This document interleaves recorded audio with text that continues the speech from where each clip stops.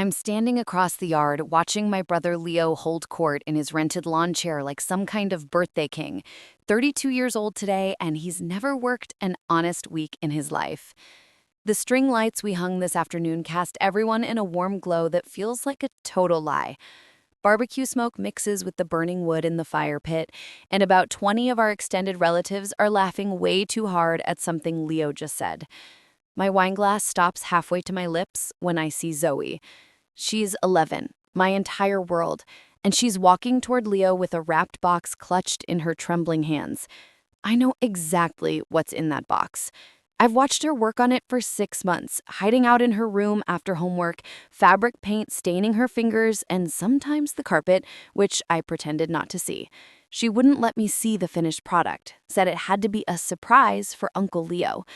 Uncle Leo? Zoe whispers. Her voice barely carries over the crackling fire pit. I made this for you. Leo takes the box without looking at her. Already slouched and half drunk, I can tell by the glossy look in his eyes. He tears through the wrapping paper like an oversugared toddler, and when he pulls out the black denim jacket, I feel my chest tighten with a rush of maternal pride. It is genuinely beautiful. Vintage black denim covered in intricate hand-painted designs, circuit board patterns flowing across one shoulder, a complex, stylized dragon on the back, detailed enough that I can almost see the texture of its scales, and logos from his obscure favorite video games circling the collar. Every brushstroke showed the hours she spent, the meticulous care she took.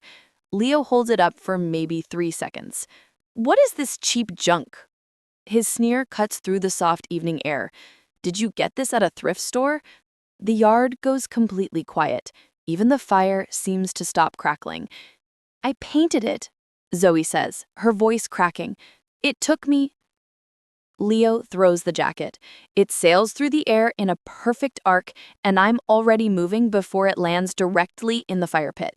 Flames catch the denim immediately, devouring 6 months of my daughter's love and labor in seconds. Zoe screams and lunges forward. No! I'm running, but she's closer. Her small hand reaches into the fire pit, trying to grab the fabric that's already lost, and her forearm hits the metal rim.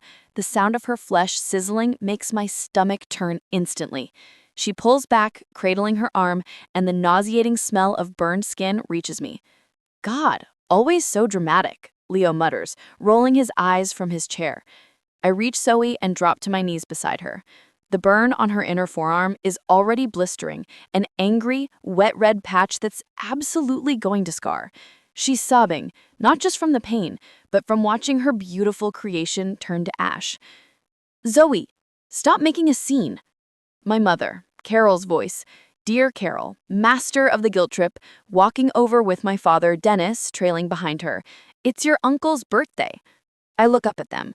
Really look at them. At Carol in her new silk blouse that I had bought her 2 weeks ago, at Dennis avoiding eye contact like he always does when Leo crosses a definitive line. A memory hits me with the force of a punch. I'm 10 years old, showing off a coding award I won at summer camp. Then 8-year-old Leo throws a tantrum because he didn't win anything, and suddenly I'm handing over my prize money because big sisters are supposed to share, and family takes care of family. I've been funding him ever since. My salary as lead software architect at Omnitech is $185,000 a year. $2,000 of that goes to my parents' luxury condo rent every month, $600 for their utilities. Then there are Leo's business ventures, the NFT scheme that tanked, the influencer coaching seminar, the various failed apps. $95,000 over 4 years. And I have the bank statements that prove every cent. I've been their ATM, their safety net, their solution to every single problem. But Zoe is crying, and her arm is burned, and nobody in this yard full of 20 relatives is doing anything but looking uncomfortable and hoping I handle it quietly. I set my wine glass down on the grass with deliberate, dangerous care. The kind of precision I use at work when I'm about to deliver catastrophic news to a client. We're leaving, I say. Cassie. Carol's voice has that familiar tone, the one that used to make me cave immediately. "You're overreacting. She's fine." I scoop Zoe up without responding. She's small for 11, and she tucks her head against my shoulder. Her hot tears soak through my button-down dress.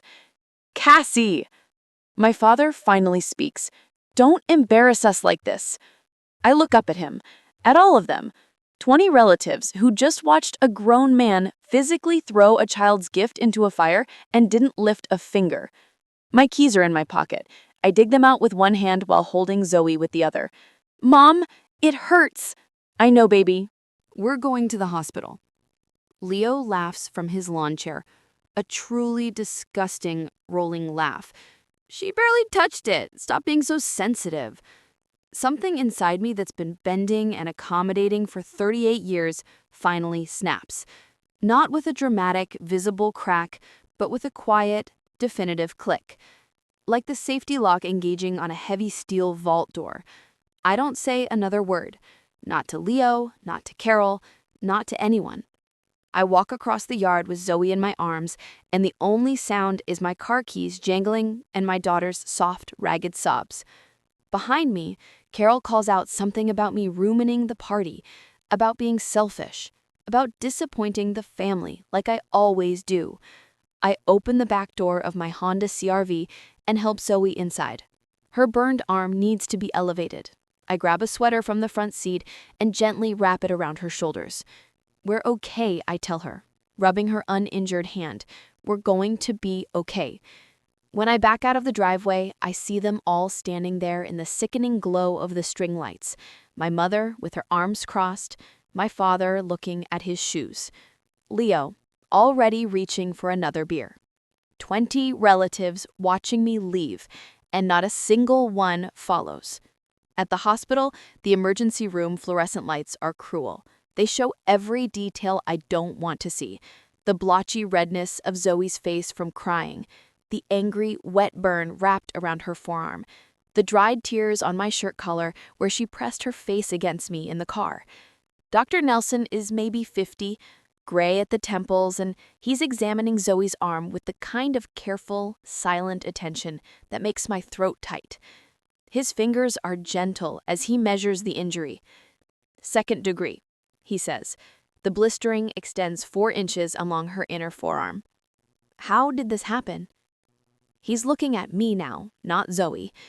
"My uncle threw my art project in a fire," Zoe says, before I can even formulate an answer. Her voice is small, shaky. "I tried to get it out."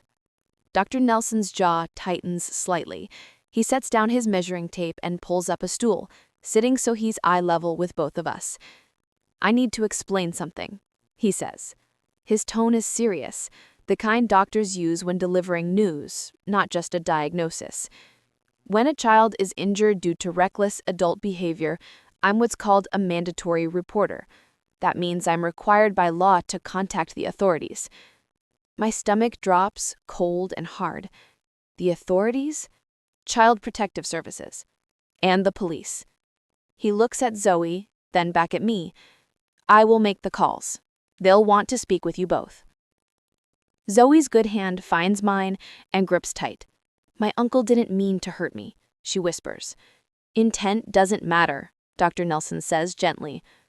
"What matters is that you were hurt, and it could have been prevented." My phone starts buzzing like a trapped insect in my purse.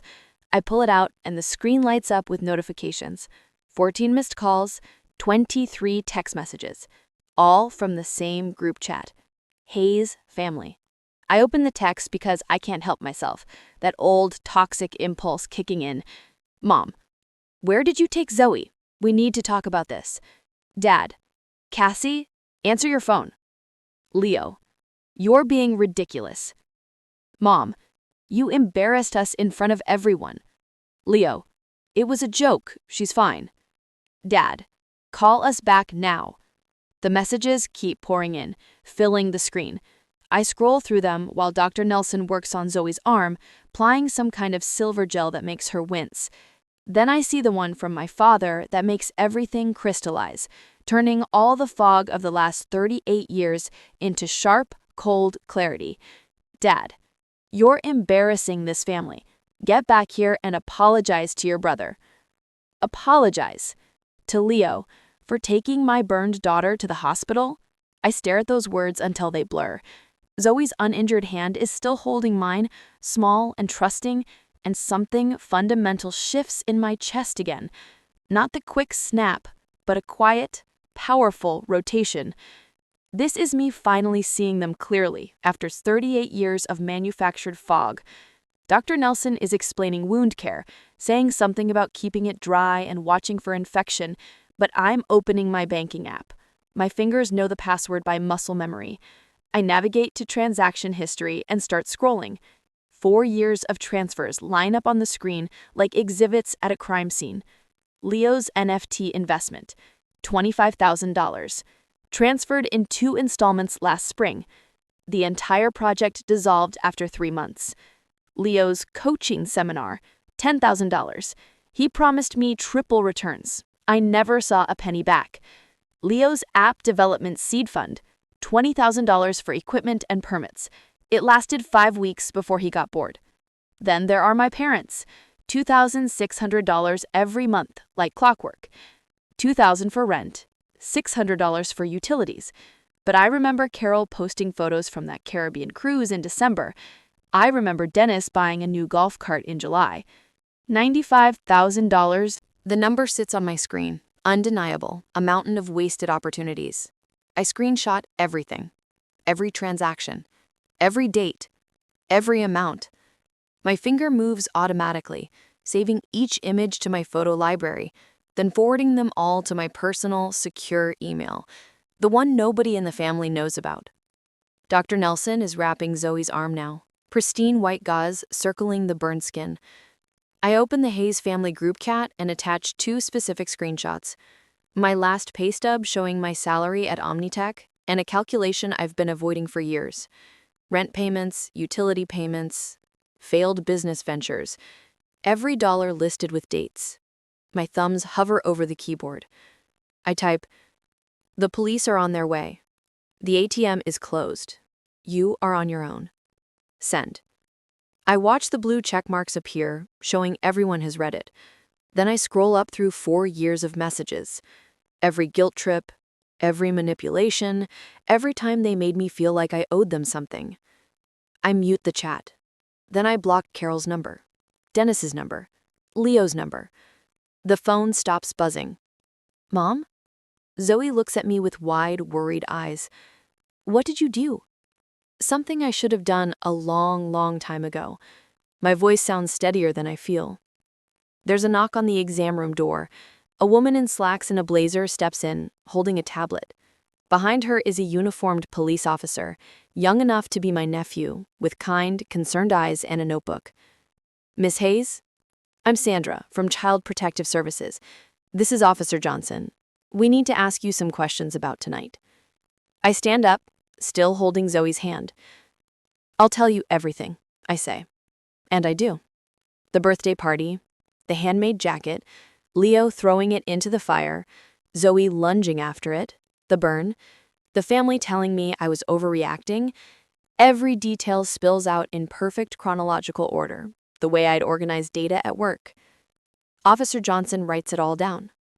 Sandra's face remains carefully neutral, but I see her glance at Zoe's bandaged arm more than once.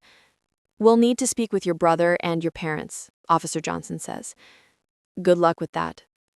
The words come out harder than I intend. They're probably still at the party, trying to salvage the cake. My phone buzzes. Not from the family chat, since that's muted. This is a different notification, a voicemail from an unknown number. I put it on speaker without thinking. "Cassie." Carol's voice fills the exam room, frantic. She must have borrowed a relative's phone. "I don't know what you think you're accomplishing with this little tantrum, but you are tearing this family apart. Leo made a mistake. People make mistakes. That's what family does. We forgive. We move on. We don't run to lawyers and police like strangers." There's a dramatic pause, and I can hear her breathing. "Everything we've done for you. Every sacrifice. And this is how you repay us? By humiliating us? By abandoning us when we need you most?" The message ends. Sandra looks at me, raising an eyebrow slightly. Would you like me to save that? I already saved everything, I tell her. Every text, every transaction, every voicemail. 4 years of documentation. Officer Johnson stops writing and looks up. That's very thorough, he admits. I'm a software architect, I say simply. Documentation is what I do. Zoe squeezes my hand. Her eyes are heavy now, the pain medication Dr. Nelson gave her finally taking effect. Can we go home, Mom? Home. Not back to the party, not back to explain or apologize or smooth things over. Home. Yes, baby, I tell her. We can go home. The house is too quiet Sunday morning. Just the sound of Zoe shifting in her sleep down the hall, restless even now. I'm sitting at the kitchen table with my second cup of coffee going cold when my phone buzzes with an unknown number. I know better than to answer, but something makes me anyway. Cassie? Dennis's voice, not his own phone. It's Dad. I know who you are, I say simply. Leo's in jail. We need $7,000 for bail. Behind him, I hear Carol's theatrical sobbing, the kind that's performed for an audience with just the right pitch of desperation and volume. I can picture her dabbing at dry eyes with a tissue. Do you hear your mother? Dennis says, his voice strained. She's falling apart. This is killing her. I take a sip of the cold coffee. Cassie, are you there? Yes. So you'll help? We can meet you at the bail bonds place in an hour. Your mother needs to see Leo home where he belongs. The entitlement in his voice is staggering. Like the past week never happened. Like Zoe's second-degree burn isn't still wrapped in pristine white gauze down the hall. I disconnect without saying another word. The phone rings again immediately. Unknown number. I silence it and watch the screen light up twice more before it stops. 10 minutes later, my Ring doorbell camera sends an alert. I pull up the app on my phone, and there they are, Dennis and Carol standing on my front porch like they own the place. Carol is crying, real tears this time, or at least real enough for the neighbors to see. She's wearing black, like she's in mourning, and Dennis keeps putting his arm around her shoulders in a way that looks painfully rehearsed. I watch them through my phone screen. Carol rings the doorbell 3 times. Then she starts talking, her voice carrying across the lawn. My own daughter won't even answer the door, won't help her baby brother. I raised her better than this. A jogger slows down to look. Mr. Chen from next door comes out to water his plants, even though it's barely 8 a.m. They stay for 45 minutes. Carol alternates between loud, dramatic crying and calling my name. Dennis tries the doorknob twice. At one point, Carol sits down on the porch steps and puts her face in her hands, her shoulders shaking violently. It's Mr. Chen who calls the police. I see him on his phone, gesturing toward my house, his face set in angry, protective lines. The patrol car pulls up 12 minutes later. Dennis spots it first and touches Carol's shoulder. She stands up slowly, wiping her eyes, and they walk to their car with dignity, like they're the victims here. Like they're just a concerned family who got wrongly turned away. They're gone before the officer reaches my door. My phone buzzes with a text from Dennis an hour later. I read it while Zoe picks at her breakfast across from me, her burned arm resting carefully on a pillow. You did this. We're going to be homeless. I set the phone face down on the counter. Zoe looks up at me, her eyes too old for 11. Was that them? Yes. What did they want? Money. She goes back to pushing scrambled eggs around her plate. She hasn't touched her bacon.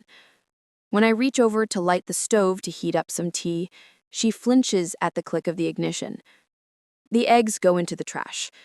I don't comment on it. That afternoon, I call Dr. Sarah Williams. Her receptionist can fit Zoe in on Tuesday.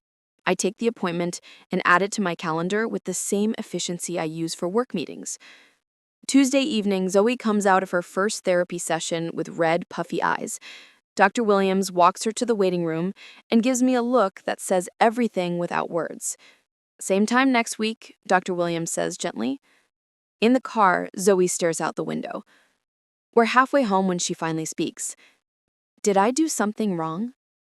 My hands tighten on the steering wheel. What? With the jacket. Was it not good enough? I pull into a parking lot and put the car in park. I turn to face her. You did nothing wrong. Not one single thing. Then why did he? Because he's broken inside, Zoe. And broken people break things. That's not your fault. She nods, but I can tell she doesn't believe me yet. Her art supplies are still untouched in the corner of her room. I saw them this morning when I went to wake her up. Wednesday brings Aunt Cheryl. I don't recognize the Arizona number, so I answer thinking it might be work-related. Cassie. Honey. Her voice drips with artificial concern. Your mother called me. She's devastated. I'm sure she is. Now, I know there's been some family drama, but family takes care of family. Your parents raised you. They sacrificed so much. And Leo, well, he's just going through a rough patch. We all need help sometimes. The speech sounds rehearsed, probably because it is. I can hear Carol's words coming out of Cheryl's mouth. I'm protecting my daughter. This conversation is over. I hang up before she can respond. Thursday changes everything. Valerie Shaw calls me back. I found her through the domestic violence resources the hospital gave us, and I wasn't sure she'd take the case. But her voice is crisp and professional when she speaks. I'm taking this pro bono. I've seen cases like this before. We're filing for a restraining order against your entire family. The whole family? Your parents enabled the assault. Your brother committed it. Anyone who contacts you on their behalf becomes part of the harassment pattern. We're building a wall, Cassie. A legal wall they can't climb over. That same afternoon, I freeze both mine and Zoe's credit reports. Valerie walks me through it on the phone, explaining how my mother knowing our social security numbers makes us vulnerable.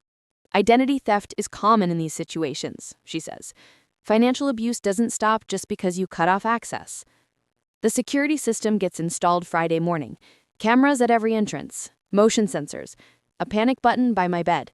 The technician shows me how to access everything from my phone. Friday afternoon, my work phone rings. Marcus, the director position. It's yours if you want it. $220,000 base salary. I want it. That night, Zoe is having another nightmare about fire. I hold her, thinking about the $95,000 I wasted. I've been funding my own abuse, paying them to hurt us. It's almost 4 o'clock when my phone buzzes with a security alert. Motion detected at garage. I pull up the camera feed. Leo is walking toward my garage with a metal object. He stops, smiles at the camera, then raises the tool. I press call. 911. There is an intruder at my garage. The motion lights blaze on, and Leo, startled, runs into the darkness as sirens wail. He got away, for now. The next morning, I noticed the Chevy Silverado in the Hayes driveway background on the footage. I bought that truck. The title is in my name. I call Kevin, the towing company owner. 6 a.m. tomorrow, before anyone's awake. I text him the address. I open my banking app. All payments to my parents canceled. My phone buzzes. Leo's voicemail is shaking with pure rage. That's my truck. You can't just take it. I'm calling the cops. I forwarded to Valerie Shaw. Her cold email response, per the title and registration, the 2022 Chevy Silverado belongs to Ms. Shea. She may dispose of her property as she sees fit. The doorbell camera alert wakes me at 2:13 a.m. Leo is back, drunk, pounding on the door. I pull Zoe into my bedroom. I record the audio. I'll burn this house down with you in it. My blood goes cold. I call 911. 7 minutes later, officers tackle him on my front lawn. He's going back to jail. Valerie confirms Leo was remanded. I donate the Silverado to a vocational school for at-risk kids. I set up an automatic $2,600 monthly transfer into Zoe's college trust fund. The ATM is permanently out of service. 3 days later, the judge issues a comprehensive restraining order valid for 5 years. Leo takes a plea deal for 18 months. 6 months have passed since that night. Zoe flips pancakes with friends. The burn scar is faded but visible. Mr. Chen brings strawberries. Zoe's new art, Phoenix Rising, a denim jacket emerging from flames, hangs in a local gallery.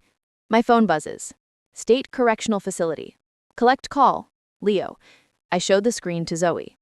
I don't need to talk to him, she says. I'm busy being happy. I press decline and block the facility's number. That night, I sit on the deck with my journal. I write, "A year ago, I was an ATM. Today, I'm a mother." Zoe glances over and grins. Good, she says. We never needed them anyway. And she's absolutely right.